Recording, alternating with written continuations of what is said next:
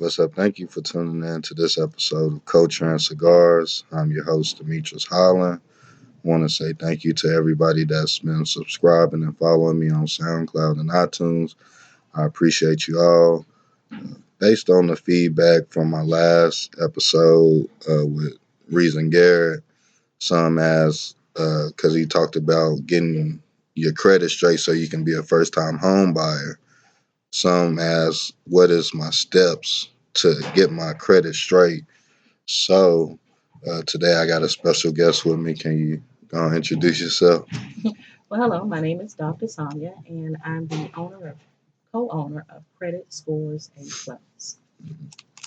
So tell us a little bit about yourself. I'm a former owner of mortgage company Trinity Financial Group located in Memphis, Tennessee. Out of that, we formed Credit Scores A Plus because we found that a lot of customers, prior to purchasing a home, they needed to fix their credit. Hmm. So we formed Credit Scores A Plus in hopes of helping people to do step one, get better credit so that they can get a better home loan, car, or any type of loan that they wanted. So can you tell me why uh, having good credit is important? Because like, can you possibly still like say you want to be a first time home buyer, even though your credit's not good, can you still get a loan for a house? I would have to say no. You probably can get a loan, but it's not a loan that you would want because of the interest rate and probably the terms and conditions. It's important to have good credit when you purchase a home, for the simple fact that the better the interest rate, the better the payment, and the better home quality of home you'll be able to get. Can you explain what interest rate is like? Sure. Credit scores, of course, we have three of them: TransUnion, Equifax, and Experian. You have a credit score through all of them. Lenders more likely are looking for the lowest credit score of 580 if you're a VA, a Mm. veteran. Uh, Regular loans require a score of 620, 680 in order for you to get a good interest rate. The better the interest rate, the lender, meaning the mortgage company, the bank, the credit union, they will give you a better interest rate depending upon your loan because you have qualifications and stipulations you have to meet in order to get your interest rate. Okay. So say like what would be I'll give you like an example. Say I got a decent job. I bring home 550 a week. Mm-hmm. I got a rent because I'm renting because I don't got a home yet. Right. I got a car payment. Student loans. Nah, I was I say was say, about to say say I everybody has haven't student yeah loans, but yeah go ahead. say I haven't graduated yet. Okay. So I'm renting. I got Mhm. car payment. Mhm. Plus utilities. Right. Then I hit a rough patch, so I Right. took out some of them. Payday loan. They got this other kind of loan where you could take money out and say you borrow 200, then your first payment will be $25. Then the next month is $50, and then they say, well, since you made two payments, you got approved for some more money. Right. I don't know what that loan is, but a lot of them, it's a lot of places that do that, and then it's another thing called the flex loan. Mhm. So that one, like they'll give you, they say it's like credit, and they'll give you like $500, and then your first payment will be like $15. Well, I don't speak bad about any other companies because Uh-huh. everyone has to do business, but my recommendation are that those types of loans are not good because if you look at history, you're stuck in those loans. You're paying them and paying them and paying them with no Yeah, end. Um, One of the things we also teach is finances, which is budgeting, budget. which is essential when you're trying to purchase a home. Hmm. A person not knowing how to budget properly, although they make good money, they still could find themselves in a situation where their finances, go tipsy turvy or whatever. You can make the money, but it's important to know how to budget that money that you make. Okay, okay. Well, I'm gonna come back to the Okay, budget. go ahead. Okay, so okay, I got this debt. I got the three loans. Mhm. Two of them I just stopped paying, so they gone into collection. Mhm. Then so I got all this stuff, and I want to get a house. Mhm. Basically, I'm in debt because Didn't manage your money. yeah, I'm paying I'm paying more than what I make. Ooh. So in monthly bills, I pay more than what I bring home. So I'm in debt. So I'm struggling, living paycheck to paycheck. Mhm. So what's my first step if I want to become debt free? The very first step, and I go right back to it, is budgeting. Budget. That's the meat of the whole entire thing. Hmm. You have to know how to budget. You have to know what you're bringing in versus what's going out. And unfortunately, if you're one of those paycheck to paycheck, and we even call them no check to no check Yeah. persons, you have to first admit it. Hmm. That's one of the very first steps. After that, you have to take responsibility and knowing that you have more going out than coming in. Hmm. Find some situations to help bring in additional income to help offset what you're not able to pay, as well as we help people to find different ways of cutting your expenses. Uh-huh. Because a lot of people looking at what's going out, some of those things could be decreased, some of those things could be altered to where you have more than what you think you have. Hmm. So I say that's the very first step. Even when you're purchasing a home, Hmm. you have more expenses when you go to purchase a home. So you have to have that budget tight. You got grass now, you got homeowners insurance, you got just other expenses that come into play. So how do you need to get help to set a budget, or you could do a budget yourself? It depends if you're disciplined. If and the saying goes back, if you could have done it, you would have already done it. Hmm. So being the fact a person in that particular situation that they're in, they need I would say they need assistance. And we have what we call a battle buddy. Hmm. It's always good to have someone working with you to hold you accountable Yeah. because it's easy to get off track and we're humans and it happens. Hmm. But it's good to not overestimate or over push yourself into a budget when you're first starting out because people can have too much high expectations Hmm. and that will create failure. So when you have a very simple budget, something that you can walk into step one, step two, step three, instead of your very first month, I'm going to save $5,000. Yeah. You're over achieving what your budget could possibly be. So someone needs assistance with doing that. So someone that's trying to get a home, how much should they try to save a month for the home? Well, that's an open-end question because you're talking about maybe a person wanting a 50,000 home, a person wanting $100,000 home, a person wanting a $200,000 home. But an FHA loan does require 3% down. Hmm. So I would say at the very least, a person should have 3% to put down to anticipate how much they would need for closing costs and different things like that. And there are a whole lot of different variables. You have your appraisal and just different things that actually have to come out of your pocket in addition to a down payment. Hmm. So it can vary. Okay.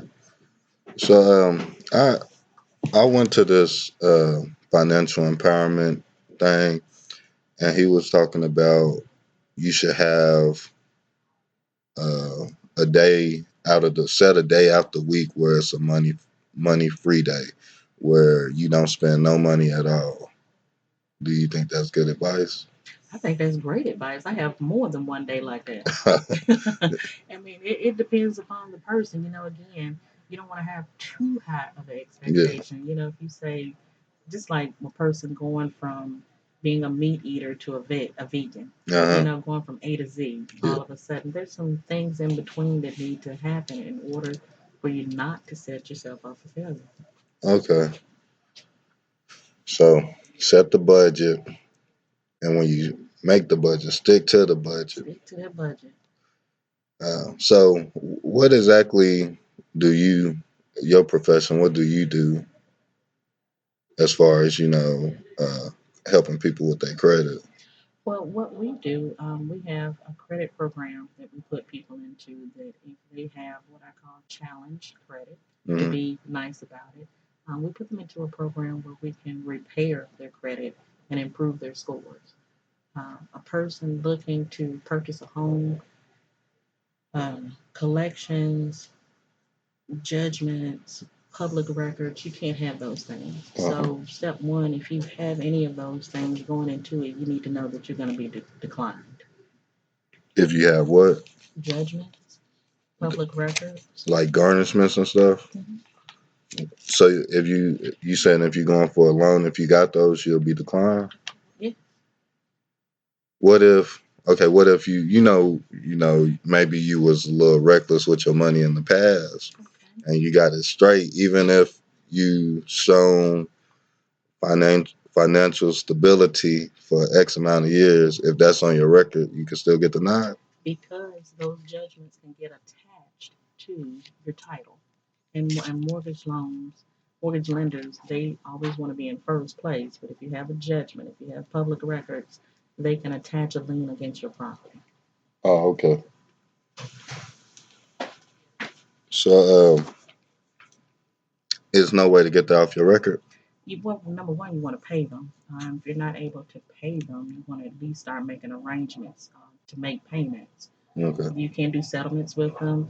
Let's just say that you had a judgment and you owed $1,000 on it. Mm. If you were inclined to talk with that creditor and they were to knock it down to 700, you could do a settlement. And if you have the 700, pay it off. If not, make payment agreements that you can stick to. Yeah. And I'll reiterate, stick to. Yeah. Because once you make those payment arrangements, if you should fall on those, that's just as bad. Okay, so you was talking about more of uh unpaid garnishments and stuff like that. Or was you talking about the ones you done paid off too? The one that you have paid off, they're still going to show on your credit. It'll Okay. say paid, but it will show on your credit. But it will And it if you have even though you have a paid judgment, it still pulls your credit score down. mm. Well, because I was told like it'll come off after a while. Oh, it does after Oh, 7 years. so, Exactly. okay.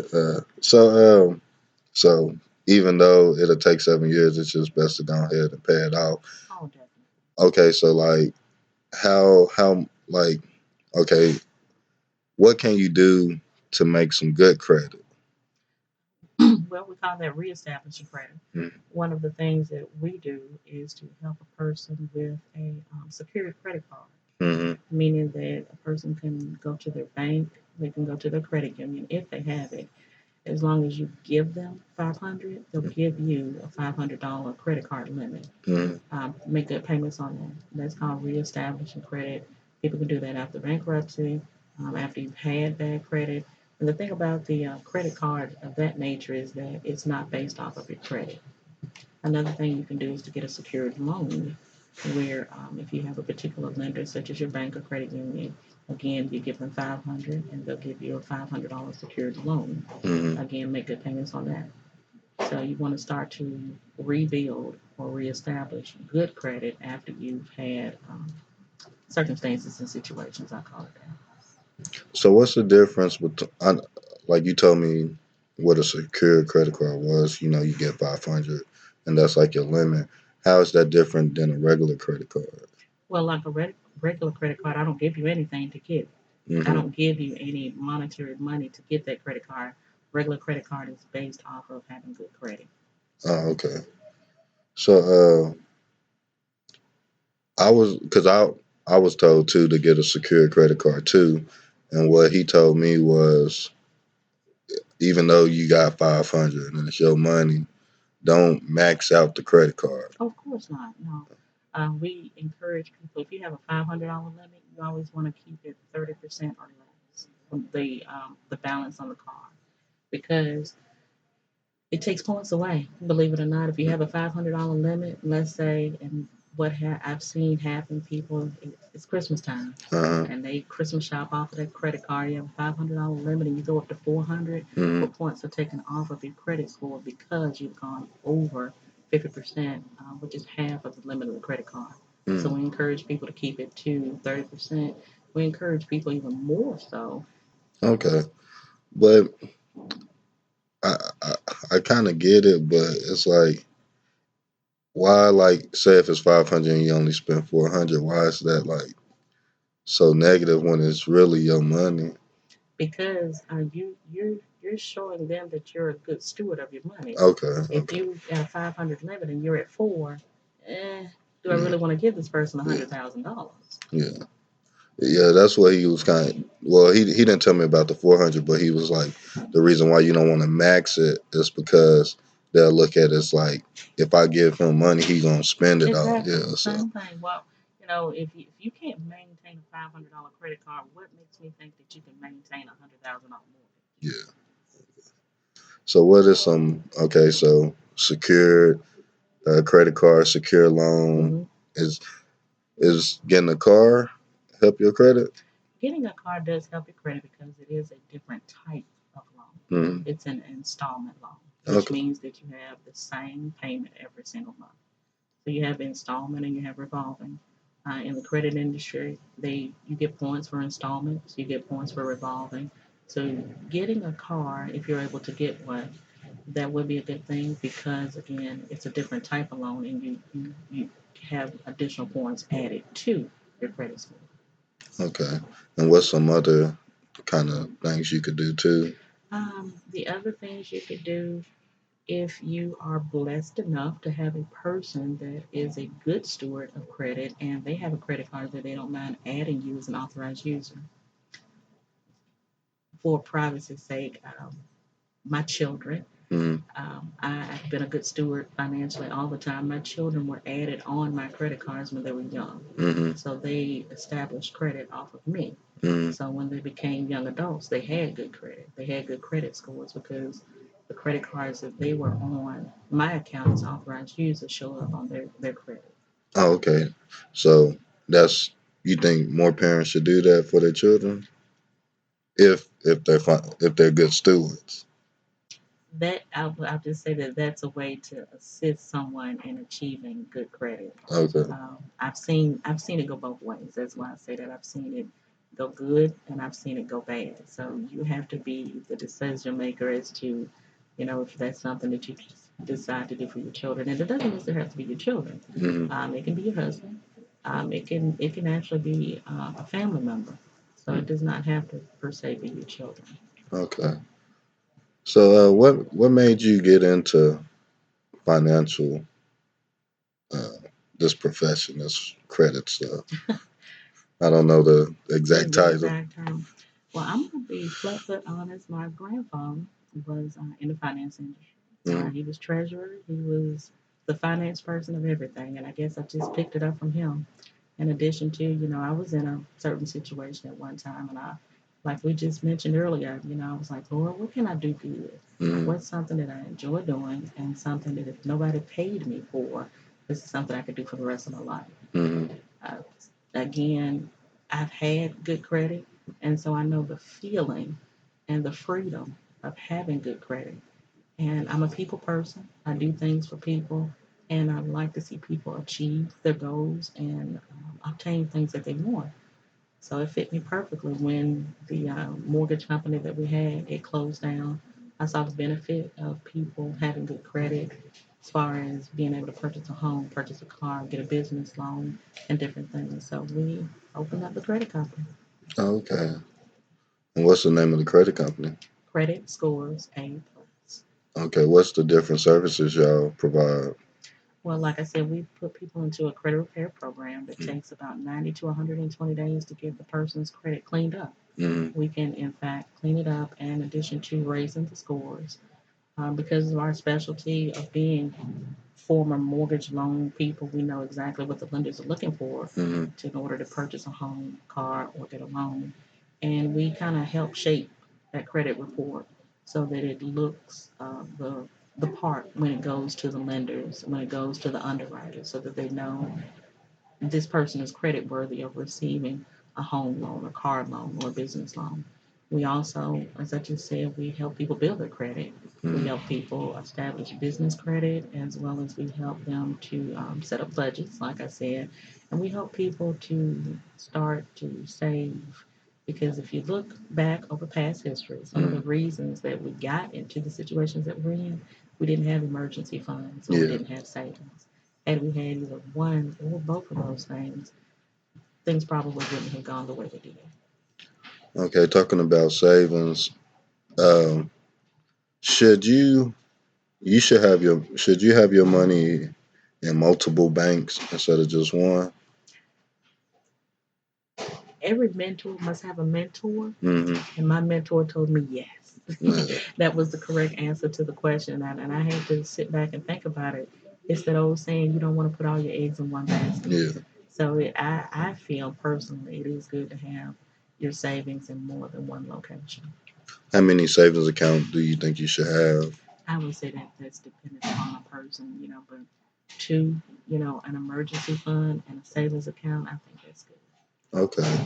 Uh, I don't know if you deal with it, but uh, going back to the financial empowerment seminar was like we need to live below our means and invest the rest of our money. That way, our money can start working for us. Mhm. So, how like how do you get into investing? Like what do you do for that? Well, I'll start off with my slogan. It's let your money make money. Hmm. Money sitting in a savings account, it's fine, it's excellent. The interest rates that you receive off of it, you'll find through any bank or credit union is low. Hmm. So you want to find different things that you can invest your money in. One, I encourage people to invest money in themselves. Yeah. We just went through tax season. We're still going through it. And one of the things that really hurt me is when, people get that money and when within 30, 60, 90 days it's gone. Yeah. And what you have to show for it is a 50-inch TV sitting on the wall that doesn't make money for you, Hmm. or new purses, new clothes, new this, new that. And I understand, we do reward ourselves, Hmm. and that's perfectly fine. But I encourage people to invest in themselves, finding something that you can invest your money in that's going to make money for you. Now, whether that's real estate, whether that's you trying to get a certification in order to be able to do some additional, create an additional avenue of stream of income, Hmm. whether you take your investment money and couple it with someone else and do a project, those different things, you have to kind of know yourself. If you're a person that's, I want to just give the money to them and let them do something with it, or Hmm. whether you're a person that says, you know what, I've always wanted to do that, but I don't know how. Maybe I'll go to school for 18 months, or maybe I'll take a course online, or whether you're a person that says, I always wanted to real estate invest, but I just don't know how. So you invested money in learning how to invest in real estate. Okay. So then that's one. But like, what's some other ways? Like, say, you talk about real estate investing. I don't know if you could just walk to somebody and be like, "Yeah, I want to invest in your real estate or something." Like, how do you actually start investing your money and stuff? Well, number one thing I always say, you got to research anything you want to do. Yeah. So if you want to in real estate, invest in real estate, I'd encourage a person to do some research on it to find out how or if that's even something that you want to do. It's various ways. You can be a wholesale real estate investor, retail real estate investor. You can be rental property. You can Mm-hmm. fix and flip. I mean, it's different avenues of real estate investing. So you need to do research to find out what it is and if you'd like to do it. There's some other things. One of the things I recently did, I invested in myself. Mm-hmm. I invested in a course online that I could take, that afterwards I would receive some certification, and then I would use that into creating an additional stream of income for myself. That's something very simple. There are a lot of things people could do, investing in equipment to become a photographer, investing in, I don't know, social media things so that they can learn. But there are multiple ways that a person can use that money. And when we say investment, most of the time people think about real estate, they think about Yeah. this, but investing money in themselves, meaning investing money in myself so that I can better myself, so that I can create additional streams of income, whatever it be. But what if invest it? When I hear investing, I'm thinking of it's either gonna make a profit or it's gonna lose. What if your investment don't make you invest in yourself, but it don't make you no money? Is Well, that you have to understand the word investment.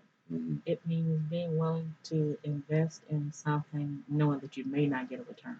Okay. Because there is no 100% guarantee on any investment, Mhm. not one that I can think of.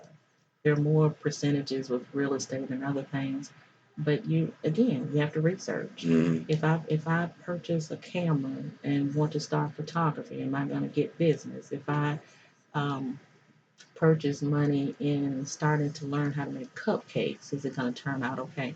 You can't invest money that you can't afford to lose. Yeah, yeah. I heard that too, but I heard it in another scenario. It was like when people ask, "Can they borrow money?" You gotta first come to the conclusion, "Can I You live right, without it?" right, that you're not Because gonna get that money yeah, back. so, Right. So when you invest in yourself, of course, if you're looking to invest $10,000, you need to ask yourself, if I don't get this $10,000 back, is that going to damage me? But mhm, if I invest $295 in a program through the computer that I can take online, is that 295 going to damage me, or could that 295 turn into my first client paying mhm, me 500? yeah, yeah, So you have to look at it, but you always have to remember an investment, there's no guarantee that you're going to receive profit. That's the overall goal. mhm, But you have to go into it knowing that there's a possibility that you could lose money or not get your money back. okay. Um, does you know anything about stocks and stuff? I know some about stocks. It's a very strategic business. Yeah. A person not knowing what they're doing very easily could lose money. They Mhm. have, your stockbrokers that you could go to, and again, it goes back to research. That's one of my favorite words. Looking up the different stock options that you can take, looking up a reputable stockbroker that you might get sit down and have a conversation with. I would say stocks again. If Mhm. you're if you can't afford to lose the money, you can't invest it. But then again, you can't afford not to. What you mean by that? Because if you cannot get rich off of a 9 to 5 job. Yeah, that's true. So if you're looking to become a wealthy person and you're getting up every morning, going to work 9 to 5, Monday through Friday, there's no possibilities there. So Mhm. people have to step out of their comfort zone. You have to find out, invest. You have to look at the stocks. You have to look at your 401ks, your annuities, your investments, all of the different avenues in which there are other streams of income. Okay. So you with the stocks or whatever, you're not recommending taking too much of risk. Cause like I tell you, I went to a place and I was like, I want to get some stock. I was like, I want, I think when I went in there like not really educated on it, I thought you buy some stock, you wait a while, it rises, you sell it. Like say you put 5,000 down, and then you sell it and get 10,000. So, but like I don't really know too much about it. But how he explained it, he was like, it don't really work like that. It Yeah, it takes does. time. It does. Because if you think about it, if that were the case, wouldn't everybody be doing Yeah, it? yeah, And I've talked with the stockbroker, and you also want to have what they call a diversified portfolio. hmm You want to have some risky stock, some safe stock. Um, Not to recommend or not recommend something, but what I always say is look at something that you use all the time hmm and then do your research into finding and more information about it. I noticed that you have on some very nice Nike tennis shoes. Have you ever looked into Nike? Because you just invested some yeah, money in Nike. Why not have invested that money in something that's going for you? You have a very nice HP computer. Have you ever looked into HP? hmm The products that you purchase are deodorant, our soap, our mouthwash, glasses, toothpaste. We use it all the time. hmm We hopefully we use it every yeah, day, yeah, and yeah. hopefully everybody else uses it every day. So look into things, safe stocks that Mm. people use every day. But then if you're just a little bit of a risk taker and you have a great stockbroker, look into some possible risky stock. Kind of mix it up a little bit. hmm Because once again, going back to the financial empowerment, he was like, black people, we need to stop being consumers and start being producers. Hmm. Cause like we spending all our money, like Nikes and all this other stuff, but what are we producing and stuff? He was like other ethnicities they have producers, but we really don't have none. So is that basically what you're saying too? Well, I'm gonna have to go to a scripture in the Bible that Mm-hmm. says that we're lenders and not borrowers. Mm-hmm. If you're always the one borrowing, how are you gonna become the one that can lend? Mm-hmm. And when we lend, that's when you make your profit. Yeah. So I would say, as a whole, people need to learn how to step out of their comfort zone safely and Mm-hmm. securely and do research. But staying inside that box, you won't get to where you're trying to go. Mm-hmm. There's no wiggle room, if you want to say it that way. Monday through Friday, 9 to 5, I get my paycheck on the first or the 15th. Monday through Friday, 9 to 5, I get my paycheck on the first or 15th, and again and again and again. The definition of insanity is doing the same thing over and over again, but expecting different results. So, what have you done to help you to get outside, to help you get financially free, help Mm-hmm. you get better credit, help you have more than one stream or two or three stream of income? Mentors say that you need to have at least five. How do I get five? I'm living paycheck to paycheck, no check to no check, and you telling me I need five streams of income. How do I do that? Yeah. Yeah. That that's what I kind of want to know. How do you do that too? But you saying we got to just research it? You have to research it because what's meant for you is not meant for me. And Mm, I'll be honest, I've tried network marketing, I don't know how many times. It mm, does not work for me. mm, I have a friend that's tried network marketing, buku rich. uh, Network marketing isn't for me. mm, It's not that network marketing doesn't work, it doesn't work for me. mm, So it may not work for you, but for person B or person C, they may do great. mm, Real estate investing, it might get on my nerves, yeah. but you just love it. Mm, You love the brick and mortar and the hype of it all. So you have to find, again, something that you love to do. okay. And that way you'll never work a day in your life and make income from Yeah. That's what someone I heard someone say. You know that you're making money when you're sleeping and you're still making it. money. Oh yes, Yeah. that's one of the best streams of income. Making money while you sleep. That's Yeah. how I put it. Yeah. Making money while you're on the beach in Cancun, making money while you and I are sitting here, Yeah. making money from a source. You have to have a variety. One when we do our budgeting, one of the things we teach is, if you have five streams of income, you go to work on Monday and they say, hey, we got to lay you off. You Mm, still have four more. yeah. You go, your number two starts going dry because it's out of season. You still have three more. But Mm, if you only have that one and they come and that one something happens, you just out there. yeah. But okay, I I'm trying to get to the place where you got the five streams, but you're not actually having to do like you ain't working five jobs type thing. You're not working five jobs, but just know with everything you do have to do some work. Okay. You have to put some time into it. I don't care if it's 15 or 20 minutes per day, but everything that has to do with the stream of income, you have to put some work into it. You have to go and look at your stock. You have to find a stockbroker. That Mm, takes time. Um, YouTube videos. You want to make those for someone professional. You have to put in the time, the equipment. Everything and anything you do, you have to put some time and work into it. But do you have to work 40 hours on five different things? No, because it's impossible for one. yeah. And two, what we call it is putting it on pilot, where it's on autopilot on itself. Um, I told you I'm a serial entrepreneur. I Mm, get a company, I get it started, I get it up, I get it running, it's on autopilot.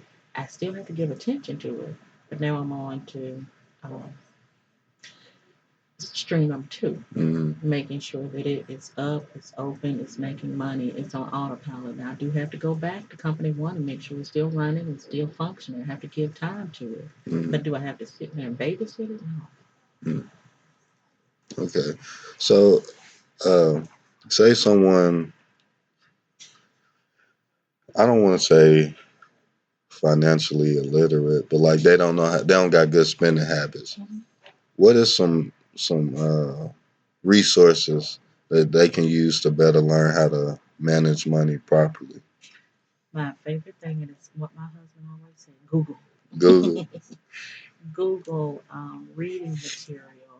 You have exercises that you can do on the computer. I pull things up all the time. I'm a researcher. Mm-hmm. At night, fumbling through, looking for printouts that you can print of how to become a better budget. Some people don't like to read. I'm not a reader, and I'll be honest. You have audio nowadays, Yeah. so there's no excuses. You can go to the library, you can rent something, you can buy something, you can watch something on DVD. There's just no excuses to say that a person doesn't have the resources that they need in order to become more educated on the subject. It's impossible. Mm-hmm. So having a person to actually we have what we call a coaching. Mm-hmm. And a coach is someone that helps a person out when they're not as up on it as you want to say about finances. Mm-hmm. And it's always good to have someone to help you out.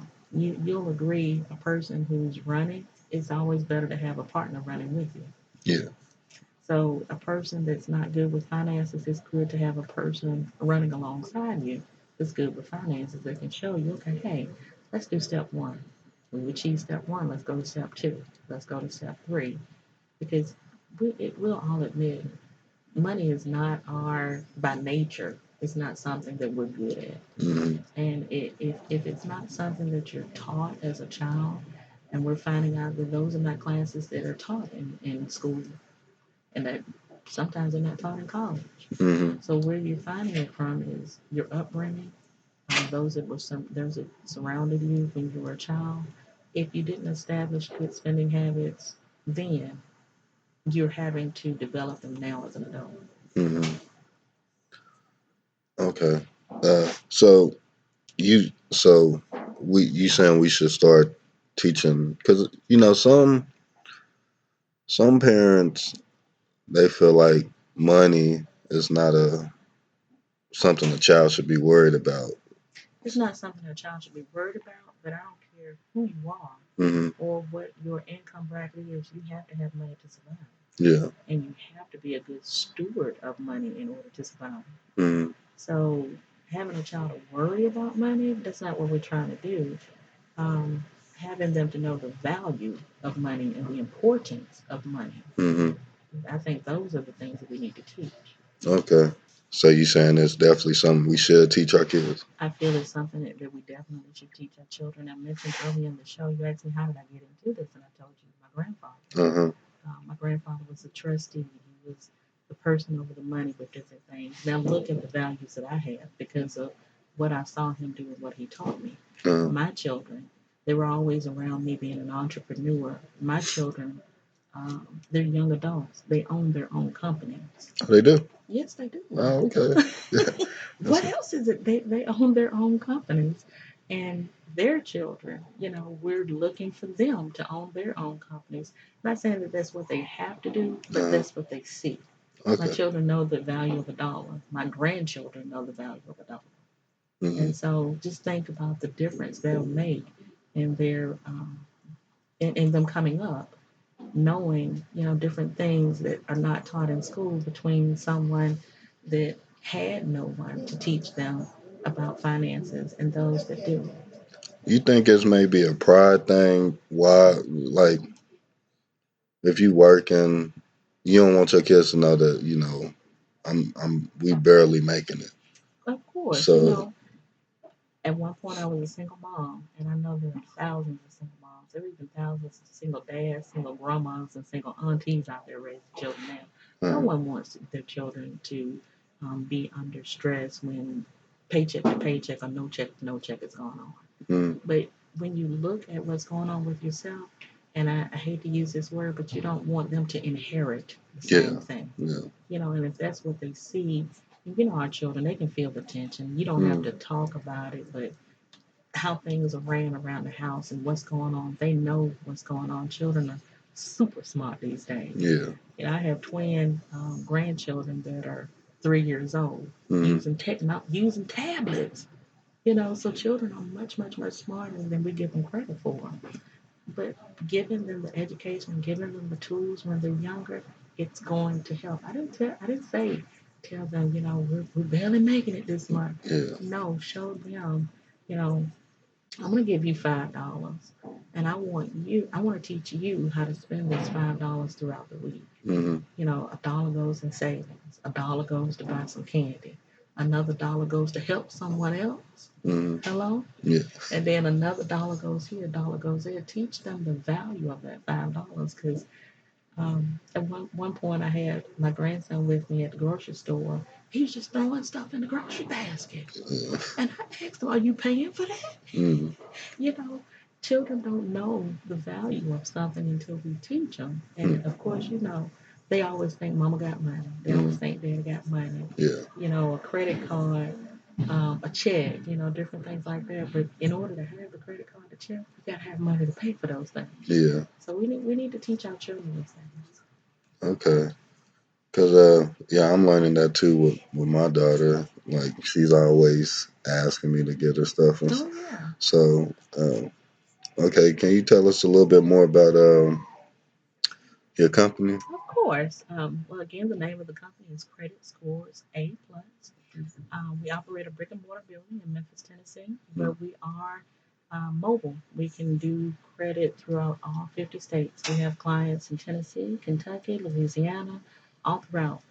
What we do, we put a person into our credit repair program that takes about 90 to 120 days, depending upon how challenged the credit is. I said that wrong. But at the end of the program, 30 days afterwards, a person then has a second chance at having good credit. Mm-hmm. In addition to, they have higher scores where they'll be able to purchase a home, purchase a car, get a business loan. If in fact they don't at that point, that's where we go into what we talked about, helping them to rebuild the credit. Because removing the negative credit, there is that chance that a person could have what we call a ghost credit report, Mm-hmm. meaning that everything up there was bad, and now that everything up there is gone, you don't have one. Yeah. And that's the same thing with a young person trying to establish credit. So we help them to rebuild or we help them to reestablish credit. We help a person that's wanting to start a business to set up business credit. Mm-hmm. Business credit, personal credit, two different things. They require two different things. So we help a person to do that. We help a person with budgeting, of course, because once we get you out of that bad credit situation, we don't want you to get back in. Mm-hmm. So we help you with budgeting. We help you with learning emergency funds, savings, we also go into, like we talked about, helping a person to establish a second, third stream of income, Mm-hmm. not living paycheck to paycheck, no check to no check, helping a person to find less expensive ways of living with what they already have, if in fact they don't have the avenue or the means to create another stream of income. And we do all that. We do online. We do webinars online just to help people to get started how to improve your credit score in 90 to 120 days. Mm-hmm. We do budgeting classes. We do workshops in Memphis. We do a lot of things, and we also we do coaching that we call money coaching, Mm-hmm. where we'll literally take a person by the hand and say, "Hey, here's a blank piece of paper. Let's start doing budgeting." So if someone wanted your services, how can they find you or get in contact with you? Well, my number is 901 562 6288, and it's 901 562 6288. We also have a website. It's creditscoresaplus.com. There you can see, again, the brick and mortar building that we have, our employees. A lot of people, they're skeptical about credit repair companies, and I've heard that a lot. But we've had a very, very good ratio. There you can see testimonies about our customers. We're on Facebook Mm-hmm. under Credit Scores A Plus. You can see the actual scores of actual customers. You can actually see where accounts have been deleted off of a person's credit report. Mm-hmm. So we're a legitimate company. We're bonded. We're licensed, and we're very reputable. And we're people person that want to see people succeed. I think that's the biggest thing. We exist because we want to see people live better and do better. So why do people say they're skeptical of credit? Well, there have been reputations, and I don't put my lips on other companies, but where Mm. they've gone and they've paid and they haven't received the services that they said. Oh, or okay. they've gone and they didn't receive. It was too much money. I've had my husband has a friend that has been paying for his credit repair for 12 months Mm, and hasn't seen as much results as a person that may have started in my credit repair program and finished in 120 days. mm, People get discouraged. There, it's just like any other business. People are just skeptical.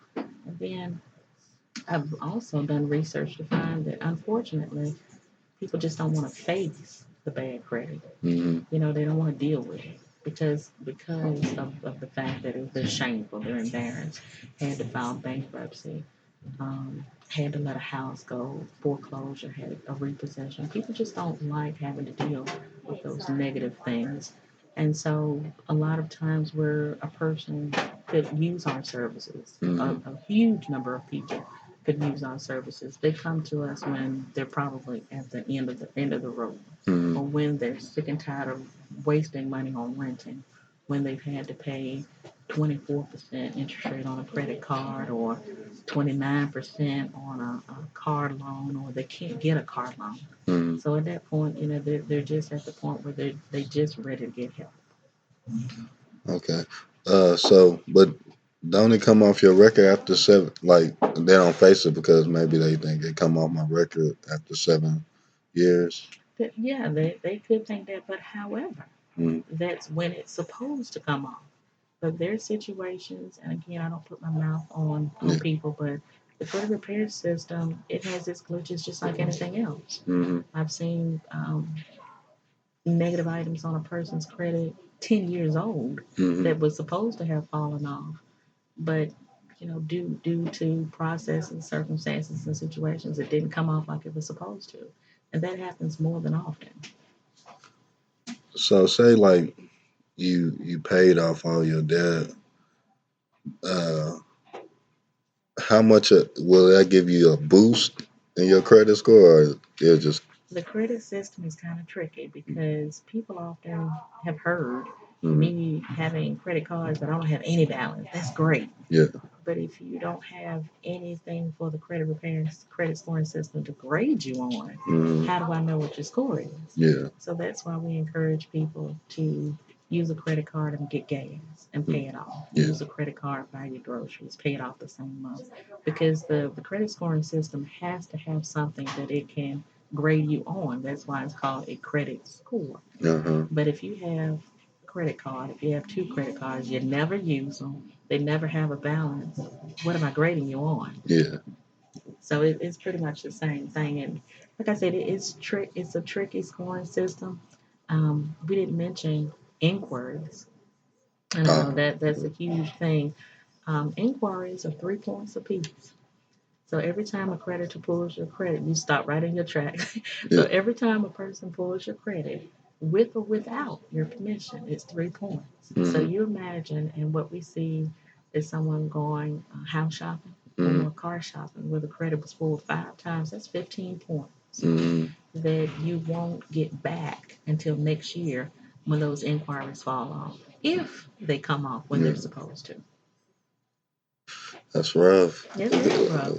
And what I like to share is that it's quicker to lose points than Mm, it is to gain points. yeah. You can lose 15 points. You and I'm not speaking this Lord, you can lose 15. A person could lose Yeah. 15 points sitting in their office, not knowing that a collection got placed on them that evening. Mm, But trying to get those 15 points back, you have to know the credit reporting system and how many points you get for this and how many points you get for that, and different things. So it's a task. and y'all teach that with your company? We don't per se teach the credit scoring system, but Mm, we do educate them on the credit scoring system because okay. it's too intricate to Mm, get into with a person.